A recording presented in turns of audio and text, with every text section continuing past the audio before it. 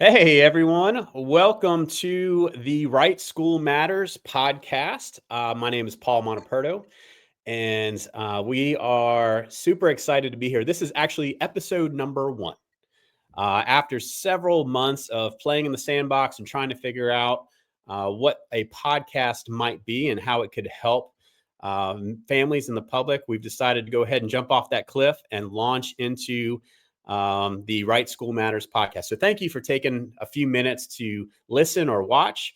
We are sponsored by Family to Family Relocation, where they flip the script, making schools the priority and keeping families fully equipped who are on the move. So without further ado, I'm super excited about our first guest on this podcast. And it was a very easy decision for me to invite this gentleman because I attribute everything to him for giving me the courage and motivation to launch my own podcast. And that's because he is known as Podcast Pete. Podcast Pete and I had a chance to do a handful of podcasts over the course of the last 9 or 10 months.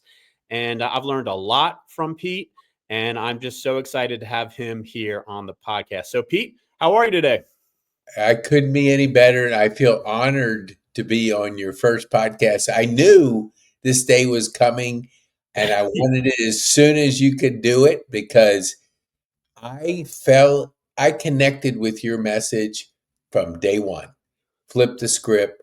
I see so many people making bad decisions because they buy the house first, then they look for the kids to connect them into education. And it is flipping the script. You got to look for education. There's plenty of houses out there, but there are not plenty of good schools to fit your child. Yeah, well, I appreciate that, Pete. And I connected with you. I had a lot of fun doing those first few podcasts and even the You behind the too. scenes stuff that the audience doesn't have a chance to see. Yeah. But I do thank you for the opportunity to connect and learn. And then, you just kept encouraging me to go ahead and take the leap. And so here we are. We're taking the leap. Awesome. And so tell our listeners and viewers a little bit about who you are, what you do, Yeah. and we'll go from there. So, Podcast Pete is kind of what I go by. I've been trying to convince my mom to call me Podcast Pete. She won't. Tell her, what if I Good change my luck. name? She goes, no. So I only do it because I had accidentally got into it because you know how everybody associates like has a middle initial, and even with your last name, I still have struggled with it, but that's a dyslexic thing. But here's what I just want to introduce. I got into this because my partner says, Pete, you like golf. Why don't you do podcasting? And being dyslexic, writing was not my friend. Sure. So I kind of always gravitated to talking more than writing. And then when he said that, he said, do foursomes. And I said, yes, okay. And it was a disaster. I'd forget to ask people questions. My guests would say, hey, what about Paul? He hadn't answered the question. It was a disaster. But I think what it did is I learned just to make mistakes and be open with making mistakes. I just went in not knowing what the heck I was going to do. I just knew that I love curiosity. I love learning. And because I'm not a writer, I say, well, I'm going to be a talker. So that kind of got my started. And then after golf, I think for just to, because I haven't talked to you in a while besides just our conversation the other week. And so getting caught up on how you're doing will be great. But here's where I want our viewers to kind of take home real early is you got to connect with what you're doing. Meaning Right. I wasn't playing golf. I'd had a stroke. I wasn't emotionally connected to that topic. I can try to convince myself that I was, but I wasn't. And I moved into a senior facility. I saw all the kind of things going on with senior care that I said, man, I'm living it. I'm in here. I want to help these people get to the residents because they would do something special for the residents to bring in a vendor that could solve a problem, and not enough people would show up because they didn't know how to promote it. So I'd put them on the show, and that's kind of where I started, really getting some traction in senior living is just living with seniors, experiencing seniors, and I'm a senior myself, and just kind of talking to people about their story. Yeah, no, that's awesome. And I love a lot of what you said with regards to learning to just be yourself. We talked about that earlier when we were just jumping on, and I'm new to the whole video circuit. I'm really excited about leveraging video and in the upcoming year for a variety of things, including this podcast. And that was one of my challenges for the last few months as I'd sit behind this camera and just, practice going through some things. I was trying to be too perfect and it came out robotic and it just wasn't me. And, and the thing that I really latch on to, Pete, that you said, I think it was in our second podcast together, is tell your story. Mm-hmm. People connect with your story, and that's what it is. And certainly, I've got a story of how the good Lord has led me for many years through a variety of great opportunities and blessings that have led me to this space right now, to this time right now, where I have the privilege of putting something together in an effort to just try to help families with school age kids. And so I'm super excited about that. But you mentioned dyslexia. Mm-hmm. We talked a lot about that in our first few podcasts, and so I really would love to kind of lean into that a Mm-hmm. little bit for the next few minutes. Mm-hmm. Dyslexia, as we know, it affects 20% of the population. It's a Really, one in I didn't even know that. I didn't yeah, know that. 1 in 5. Mm-hmm. That is what research has shown, which is a large percentage of people. And in the last 4 to 5 years, there have been so many amazing gains in really understanding the methodology that teachers and schools can provide, as well as parents at home or adults who have it as well, to better understand how to leverage that diagnosis for accomplishing great things. Mm-hmm. No longer looking at it as a handicap, which many people did for many years, and it is much more than just flipping your letters or your numbers. You mentioned you hate writing because it's just it's always been a challenge, and you are a very gifted speaker. And I would guess that you're a gifted speaker because that's what you chose to lean into for many, many years. And so Absolutely. that was the skill Totally. that you continue to develop. Mm-hmm. And so tell our listeners and our viewers a little bit about how dyslexia has, kind of impacted and influenced your life, even from being a kid to now what you do in the community. Yeah, that's a great question. Oh, I love sharing this for this reason is your struggle is your opportunity. And I'll go back to high school. So I'm in high school and my friends called me Mr. Senior because I would always talk and just love talking to people. I love people. But my senior year, I'm captain. It's a military high school. I flunk English. That's my primary language. I didn't even come close to passing. It was the first year they didn't kind of give you a blank diploma and have you walk with your classmates. So I flunked. I'm picking up range balls when my friends are graduating from high school. And it was like a moment of like, am I like, am I damaged? What's going on? I can't even pass my primary language. And now this teacher was hard, but I didn't even come close. And so I go to summer school, I pass. I still get into Virginia Tech. I go to Virginia Tech freshman year, 2 semesters, I'm out. I say, okay, now let me just kind of go into an apartment, less distractions. I go back the next year, 1 semester, I'm out. I got out before I failed out. I mean, I've never gotten an A in my life. So I get out and I'm kind of like wondering what's going on here. I don't think I'm like stupid, but the system is telling me that because I can't pass a test. I flunk English. Can't I can't even get close to passing anything at Virginia Tech. And it was because of this. My way I process I found this later in life, is when a professor would be lecturing, I don't process words. So you might say a word, and I'm trying to think of what that word is. In the meantime, you're on to the next sentence, and I'm still on that one word because I can't process that word, much less spelling. I misspell every other word. So in business, you're communicating by email. You send an email and it has 20 misspelled words in it. This was before spell check. They're going like, what the heck is this guy doing? He's butchering the English language. So I was always fearful of,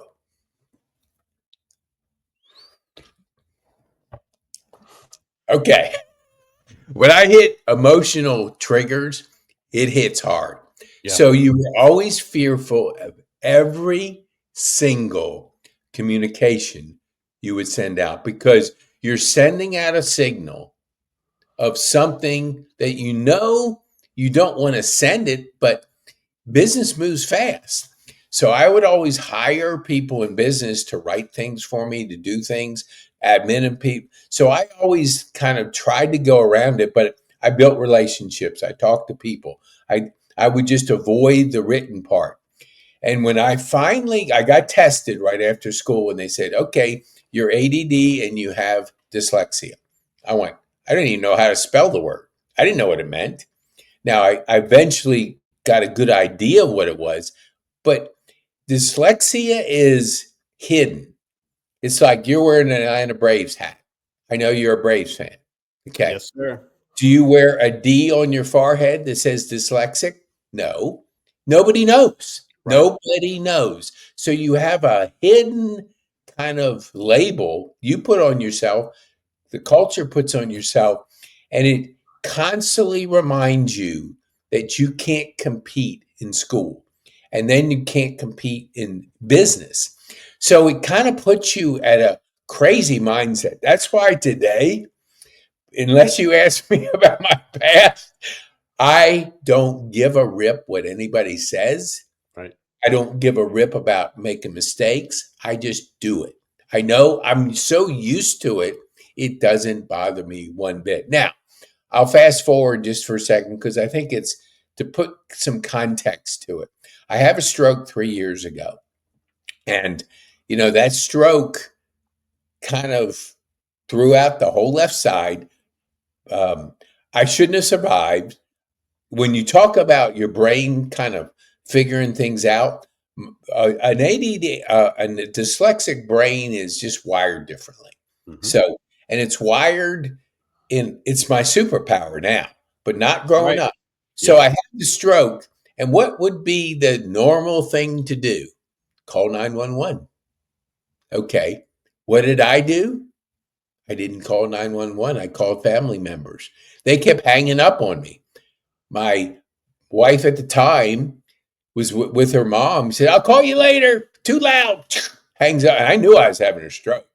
Called, Wow. I was trying to dial my brother-in-law, my son-in-law, because my daughter tried to pick up the phone all the time. So I tried to hit him, but I hit my brother in Rock Hill. Same Steve, right next to each other. He thinks I'm drunk. He says, "You're drinking. I'll talk to you later." Oh, Hangs up. geez. And now I'm everything is shutting down. Everything. And I fortunately have my iPhone on the counter and I keep hitting buttons. I call him back and I say, "Don't hang up. I think I'm having a stroke." So that activated. I lost a lot of time, which you can't lose when you have a brain bleed. Right. Every second counts. But it's how the brain is wired. There was always common sense things that I never connected with. But to the good point, it always put me in. I would, like, when we would meet, I would always take Paul's situation and formulate a strategy. Like, you would tell me after I asked you some questions, you Right. would tell me some things. My brain immediately goes to a strategy. And that's just the way my brain is wired, but it's not wired like normal thing. And I'll say one more thing, and then uh, uh, we'll talk further more. But so I'm failing everything. I'm getting fired from jobs. I'm quitting jobs. I mean, I've got fired 5 times. I've quit 5 times. I have a colorful past. Not like somebody would go, man, you're successful. I always told people that I was the best. Let me think. I was the best closet workaholic. I would tell after I knew you. Meaning, if you're a workaholic, you usually have outcomes. You usually have something like, hey, look, he's a workaholic, even though it may not be good, but you have something to show for it. I never did because it was just a struggle. So when I finally had that stroke, the neuros, I'm wheeling in, I'm left side, learn to eat, learn to do everything. And the neuro goes, how are you doing? And I'll never forget it. And so basically you have a life-changing event like that.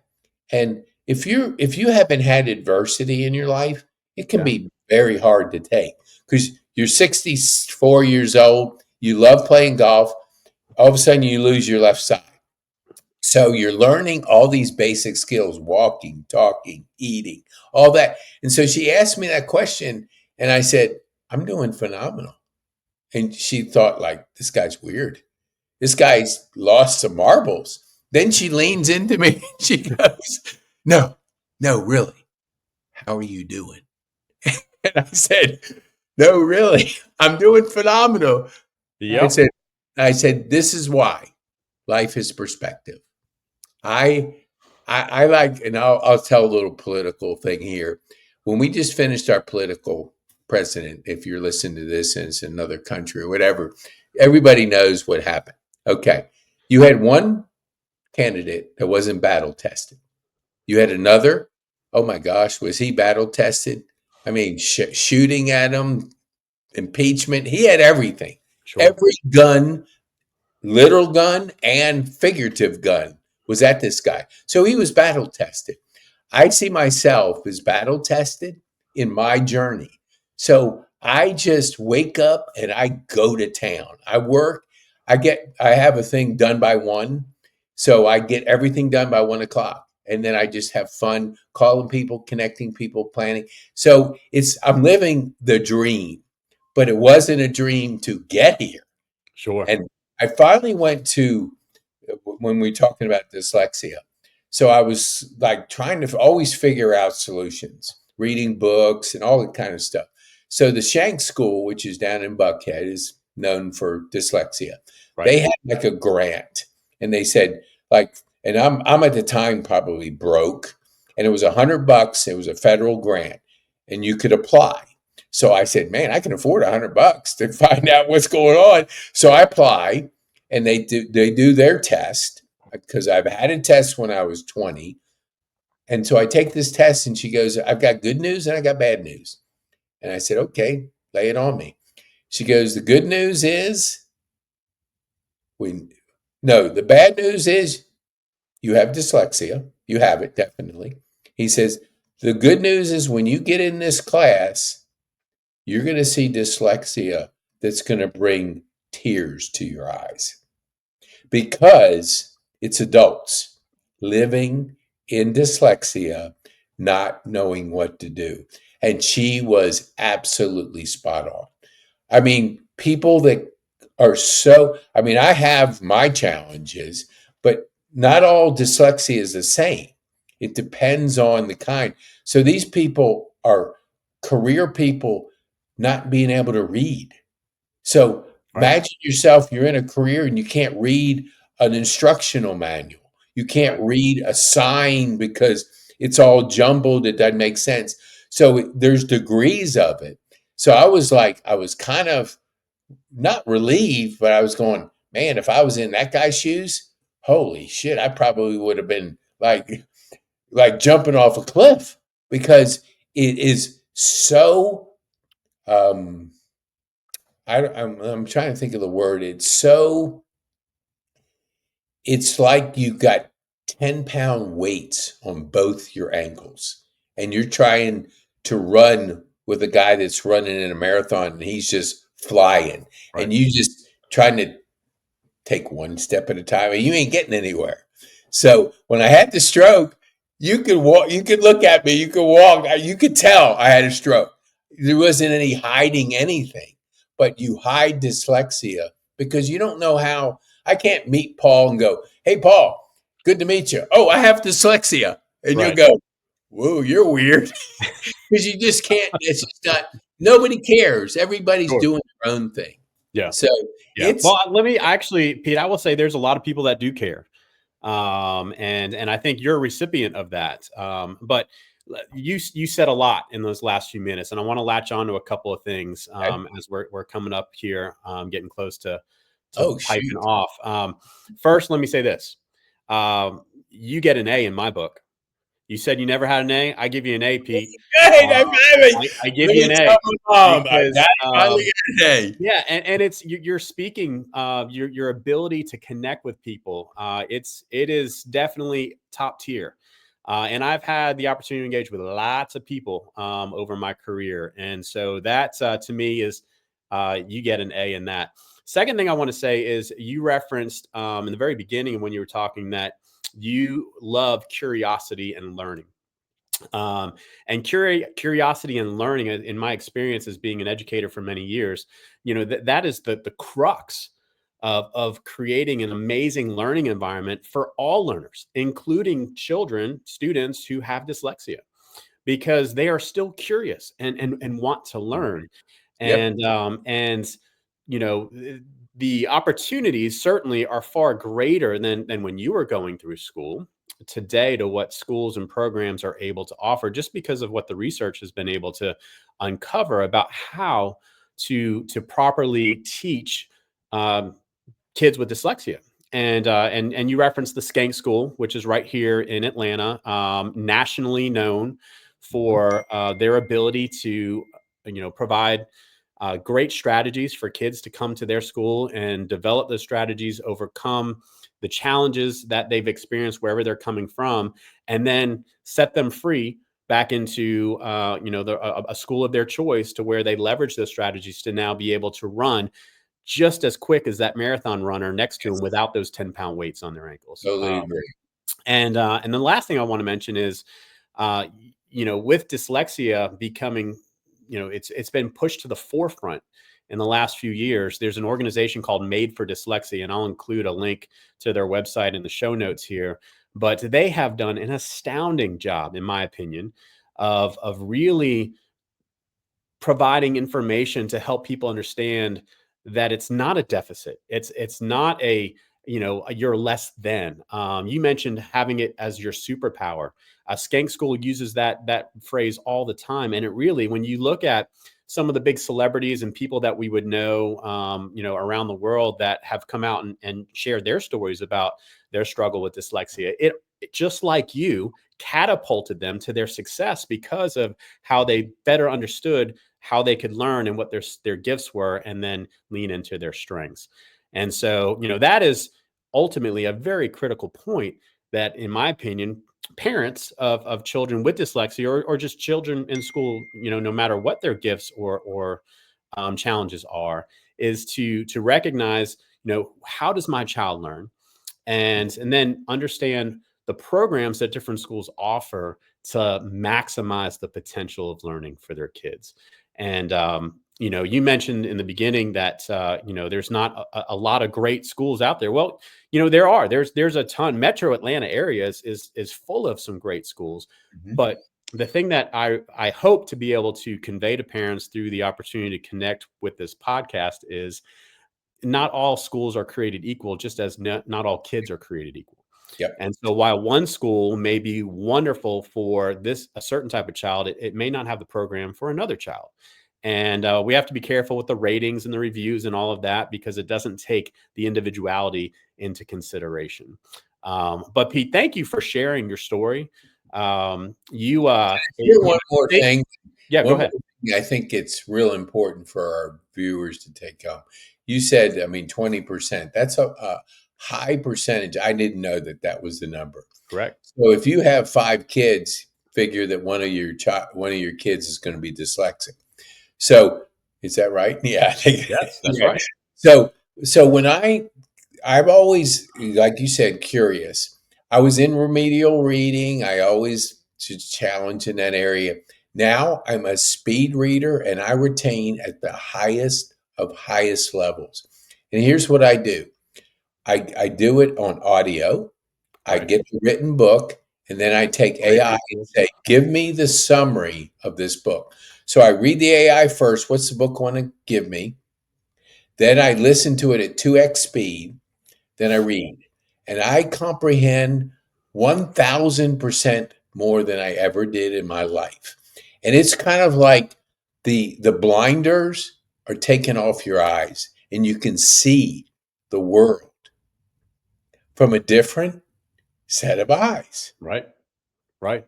And I got to take this opportunity to plug Josh Clark at the Landmark School just outside of Boston, because you mentioned two things.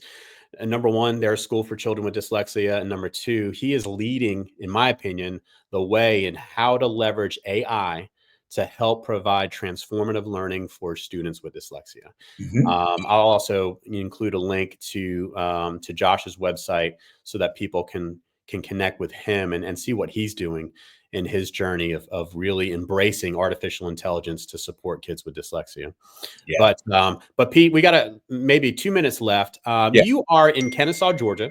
Yep. You have your podcast, Kennesaw Happenings. And so for our viewers who may not be familiar with the Metro Atlanta area, or maybe just not Kennesaw, tell them, number one, what's your favorite place to eat in Kennesaw, Georgia? And then number two, for those who don't know anything about it, what do they need to know that would be exciting for them to know about Kennesaw, Georgia? Kennesaw, I mean, by virtue of the university, is growing like Right. crazy. Yeah. Downtown Kennesaw just put in their amphitheater. It's thriving. It's really a growing city that's moving fast.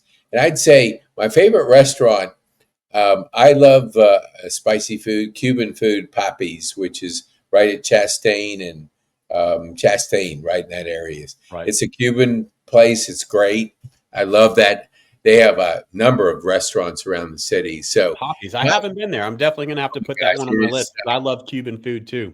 Yeah, it's just really good. I even had a friend from Miami who's used to a lot of Cuban food came up and he said, "Man, this is good." Usually you don't get that kind of, if you're out of the core of a ethnic group of restaurants and Right. location, you don't.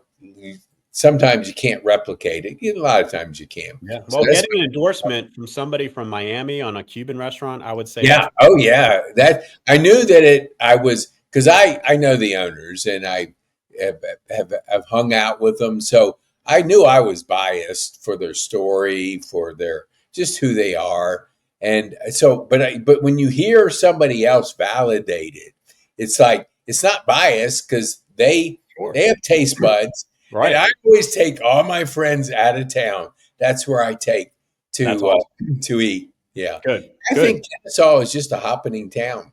And if you Kennesaw Happenings, you can get our magazine if you just go to Amazon, just put Kennesaw Happenings in there and you can get we just actually launched our first magazine in the US. Oh, So we nice. have Canadian, but now we're really gearing up. And I always love this because I want businesses to know to thrive and survive, you have to know your audience.